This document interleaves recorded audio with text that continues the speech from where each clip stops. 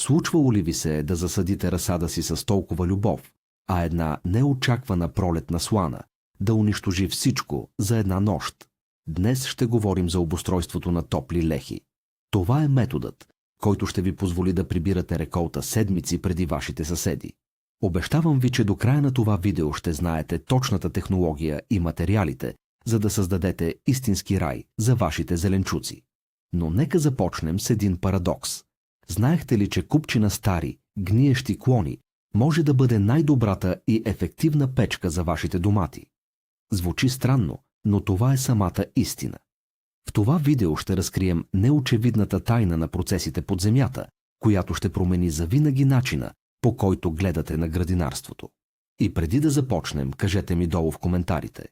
Губили ли сте някога растения заради внезапен студ? Споделете вашата история, а ние ще видим как да избегнем това завинаги. Идеята за затопляне на почвата не е никак нова. Още преди стотици години находчивите земеделци в по-студените райони на Европа и Азия са търсили начин да удължат краткия летен сезон.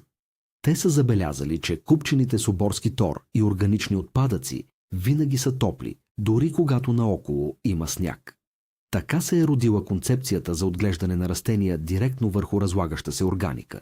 Този древен метод днес е усъвършенстван и адаптиран за съвременните градини. Ключовото понятие тук е аеробно разлагане. Това е процес, при който полезните бактерии преработват растителните остатъци и като страничен ефект отделят значително количество топлина. Точно тази природна магия ще впрегнем в работа днес. Чудили ли сте се някога какво точно представлява една топла леха в своята същност? Много хора смятат, че това е просто една дървена кутия, пълна с обикновена пръст от двора. Но нека разбием този мит веднага. Топлата леха всъщност е един много умен, жив и дишащ организъм. Представете си я като слоеста торта или огромен сандвич. Само че вместо блат и крем, ние използваме различни видове органични материали от природата. Най-отдолу винаги слагаме груби клони и дървесина, а нагоре редуваме зелени и кафяви растителни отпадъци. Накрая завършваме с хубава, плодородна почва за засаждане. Точно този сложен процес на разлагане на всички тези материали създава нужната топлина. Това е като малка, напълно безплатна печка. Тя работи денонощно и тихо точно под корените на вашите любими растения. Топлината се отделя бавно, плавно и постоянно. Това позволява на почвата да се загрее много по-рано през пролета. Така вие можете да започнете сезона с седмици преднина. Освен това, докато материалите гният, те освобождават огромно количество ценни хранителни вещества за корените. Но какви са реалните ползи и защо си струва да вложим труд в това? Нека си представим, че излизате навън в студен пролетен ден. Ако сте по тениска, ще ви е студено, нали? Но ако облечете дебело зимно яке, ще ви бъде топло и уютно, въпреки студения вятър. Топлата леха прави абсолютно същото нещо за корените на вашите зеленчуци. Тя е тяхното зимно яке. Когато корените са на топло, цялото растение расте много по-бързо и е много по-здраво. Друго огромно предимство е задържането на влагата. Гниещата дървесина на дъното действа като огромна гъба. Тя попива водата при дъжд или поливане и я задържа за дълго време. Когато настъпят летните жеги и суши, тази скрита вода бавно се връща нагоре към корените. Така вие поливате много по-рядко. Освен това, в тези лехи плевелите растат много по-трудно, особено ако са повдигнати над земята. Вие спестявате часове тежък труд в плевене и поливане. И накрая получавате напълно екологична реколта, защото не ви трябват изкуствени торове. Вашата леха е една гигантска фабрика за естествен хумус. Преди да започнем да строим, трябва да изберем какъв вид топла леха искаме. Има два основни вида. Първият вид е повдигнатата леха в рамка. Представете си я като голямо легло на 2 етажа. Вие сковавате рамка от дървени дъски, която се издига над нивото на земята. Това е чудесно за хора, които не искат да се навеждат много и пазят гърба си. Също така изглежда много красиво и подредено в двора. Вторият вид е лехата тип траншея. При нея вие изкопавате дълбок канал в земята. Представете си го като подземен басейн, който пълните с органика, вместо с вода. Този вид е скрит под земята и не променя изгледа на двора. Траншеята е перфектна за райони с много горещо лято, защото земята наоколо пази лехата от бързо изсушаване. Изборът между двата вида зависи изцяло от вашия климат и от това колко място имате. Някои градинари дори комбинират двата метода. Те копаят плитка траншея и отгоре слагат ниска дървена рамка. Това дава най-доброто от двата свята. Обмислете добре вашия терен, преди да грабнете лопатата. Мястото, което ще изберете за вашата леха, е от критично значение за крайния успех. Нека си го представим така. Когато отидете на плаж, вие търсите място, където слънцето грее хубаво, но и където няма студен, силен вятър, нали? Вашите растения искат точно същото нещо. Изберете най-слънчевото място във вашата градина. Лехата трябва да получава поне 6 до 8 часа директна слънчева светлина всеки ден. Колкото повече слънце има отгоре, толкова по-добре работи вътрешната печка отдолу. Посоката също е много важна. Най-добре е да разположите лехата от север на юг. Така слънцето ще я огрява равномерно през целия ден, от сутрин до вечер. Представете си, че лехата е един голям соларен панел. Трябва да хванете всеки възможен лъч. Също така, опитайте се да намерите място, което е защитено от силни северни ветрове. Вятърът може бързо да охлади лехата и да изсуши горния слой на почвата. Една близка ограда или ред храсти могат да свършат чудесна работа като естествен щит. Сега стигаме до същината на работата. Започваме с първия и най-важен слой. Това е основата на нашата леха. Можете да мислите за този слой като за здравите основи на една голяма къща. Тук слагаме най-едрите и твърди материали. Използваме дебели клони, стари дънери, парчета нетретирано дърво и дебели стъбла от царевица или слънчоглед. Много е важно дървесината да е здрава, а не напълно изгнила. Този слой има две много важни задачи. Първо, той осигурява отличен дренаж. Водата ще може да се оттича свободно, за да не загниват корените. Второ, тези дебели дървета ще се разлагат много бавно. Те ще отделят топлина в продължение на няколко години. Те са като големи, дебели цепеници в камината, които горят бавно и поддържат огъня жив цяла нощ. За да помогнем на процеса върху тези дебели клони, е добре да сложим слой от обикновен картон или стари вестници. Това ще привлече земните червеи, които са нашите най-добри приятели в градината. Те ще дойдат да се хранят с картона и ще разрохкват всичко наоколо. След като имаме здрава основа, преминаваме към втория слой. Тук започва истинската химия на нашата жива печка. Този слой трябва да бъде богат на азот. Представете си, че ако дърветата отдолу са дебелите цепеници в огъня, то този слой е подпалката, която ще разпали буйния пламък. Тук слагаме предимно зелени материали. Използваме прясно окосена трева, зелени листа, обелки от зеленчуци от кухнята и изкубани плевели. Много градинари добавят и угнилоборски тор или птичи тор.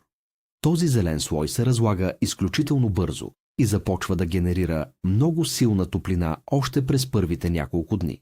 Но тук трябва да разбием един много опасен мит. Много хора мислят, че могат да хвърлят всякакъв буклук вътре. Това е огромна грешка. Никога не слагайте болни растения, листа с плесен или плевели, които вече са направили семена. Ако сложите плевели с семена, вашата топла леха ще се превърне в перфектен инкубатор за тях. Ще си създадете огромни проблеми вместо богата реколта. Използвайте само чиста и здрава зелена маса. Идва ред на най-горния слой, в който всъщност ще живеят вашите растения. Ако продължим аналогията с тортата, това е вкусната глазура най-отгоре. Или представете си го като мек, удобен матрак върху твърдо легло. Този слой трябва да бъде съставен от възможно най-качествената почва, която можете да намерите.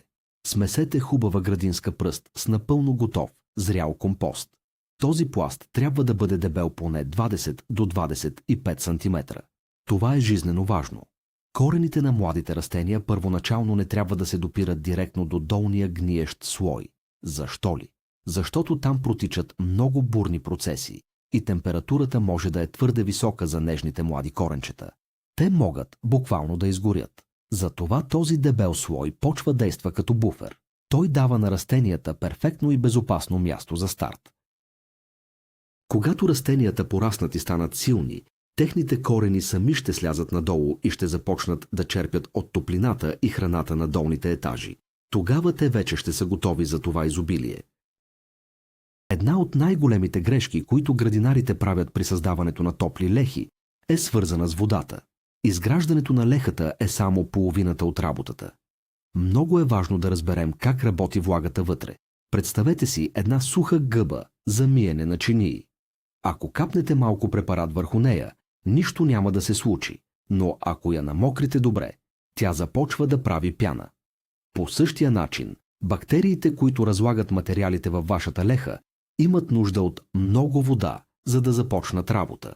Има един разпространен мит, че ако вали дъжд, лехата ще се намокри достатъчно. Това изобщо не е вярно. Дъждът мокри само най-горния слой. Тайната е да поливате обилно всеки един слой по-отделно, докато го подреждате. Слагате клоните и поливате обилно с мъркуча.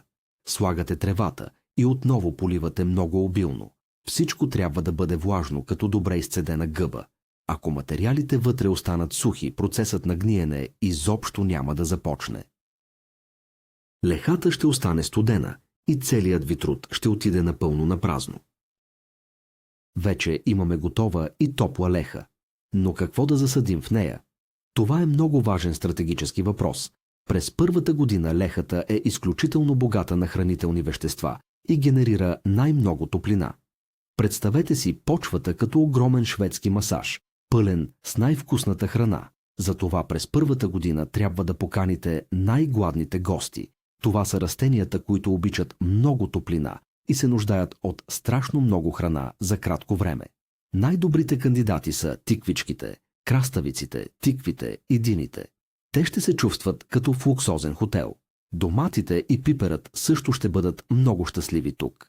Но има растения, които строго трябва да избягвате през първата година. Не садете кореноплодни зеленчуци като моркови, цвекло или репички. Те не обичат толкова много пресен азот в почвата. От него те ще направят огромни зелени листа, но корените им ще останат съвсем малки и безвкусни. Тях можете да засадите едва на втората или третата година, когато лехата се е успокоила малко. Какво се случва с нашата топла леха с течение на времето? Тя не е вечна. Както една батерия бавно се изтощава, така и нашата леха постепенно променя своите свойства. Още през първата есен ще забележите, че нивото на почвата е спаднало значително. Това е напълно нормално. Материалите отдолу се разлагат, смачкват се и обемът им намалява. Представете си как един голям куп пухкав сняг се топи и се сляга. Вашата задача е просто да добавяте нов слой компост или хубава почва най-отгоре всяка пролет, за да поддържате нивото. Една добре направена топла леха работи активно около 3 до 4 години. През първата година тя е най-топла. На втората и третата година топлината леко намалява, но почвата става все по-плодородна. На четвъртата година вече нямате вътрешна печка, но имате нещо много по-ценно. Имате съвършена, рохкава и невероятно богата почва. След 4 години можете да извадите тази прекрасна пръст, да я разпръснете из градината и да започнете процеса на изграждане на лехата съвсем от начало. И ето го големият обрат, най-важното прозрение за топлите лехи. Вие не просто строите временно съоръжение за ранни домати. Вие всъщност създавате машина за производство на най-добрата възможна почва на планетата. Когато приключи нейният жизнен цикъл, тя ще ви остави наследство от чист черен хумус, който иначе би ви струвал много пари в магазина. Разбрахме, че тайната е в правилното редуване на дебели дървени клони, свежа зелена маса и качествена почва най-отгоре. Разбрахме колко е важно обилното поливане на всеки слой и защо трябва да садим само най-гладните култури в началото. Това не е просто градинарство, това е интелигентно партньорство с природата. Много ви благодаря, че изгледахте това видео до край. Ако научихте нещо ново и полезно днес, моля, подкрепете ни като се абонирате за канала, харесате видеото и ни оставите коментар. Вашата подкрепа ни помага да правим още по-добри видеа. И преди да си тръгнете, искам да ви попитам. Какъв зеленчук бихте засадили първо във вашата чисто нова топла леха? Ще чакам вашите отговори долу в коментарите. До нови срещи в градината!